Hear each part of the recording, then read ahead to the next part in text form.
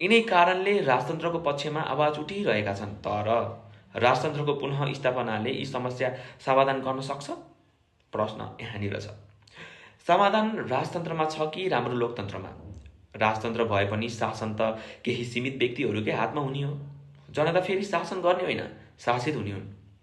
के फेरि एक परिवारका हातमा शक्ति सुम्पेर हाम्रो भविष्य सुरक्षित हुनेछ? के जनताको अधिकार पुनः सीमित गरिएर देश समृद्धि बन्न सक्छ? यी प्रश्नहरू गम्भीर छन्। नेताहरूको लापरवाहीले लोकतन्त्र बिग्रिएको हो, लोकतन्त्र आफै खराब बन्यो होइन। राजसंस्था फर्काउने होइन, लोकतन्त्रलाई सही दिशामा अघि बढाउने बेला आएको छ। लोकतन्त्र सुधार गर्न हामीले के गर्नुपर्दछ, के पाइलाहरू अगाडि बढाउनु पर्दछ? शासनलाई पारदर्शी बनाउनु पर्छ। प्रत्येक सरकारी निकाय जनप्रतिनिधिहरू उत्तरदायी हुनुपर्छ। जनता प्रति चाहिँ उनीहरू एकदमै जवाफदेही हुनुपर्छ। जहाँ भ्रष्टाचार हुन्छ त्यहाँ सजाय कडा हुनुपर्छ भन्ने खालको नियम ल्याउनुपर्छ। भ्रष्टाचारको जरो उखेल्नुपर्छ। भ्रष्टाचार विरुद्ध कडा नीति बनाएर दोषीलाई उन्मुक्ति नदिएर उनीहरूलाई नयाँ पुस्तालाई स्वच्छ राजनीति दिनुपर्छ।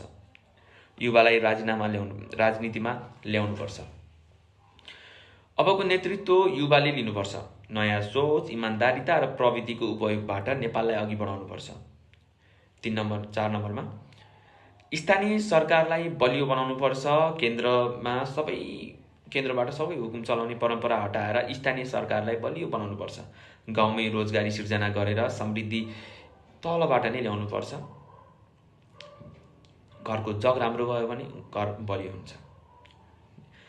यति भन्दै गर्दा मैले भनेका कुराहरूबाट निष्कर्ष चाहिँ के निकाल्न सकिन्छ भन्दाखेरि नेपालको समस्या राजसंस्थाको पुनः स्थापनाले समाधान हुँदैन।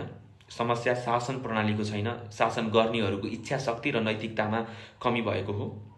लोकतन्त्र आफै नराम्रो होइन, हाम्रो कार्यशैली चाहिँ बिग्रिएको हो।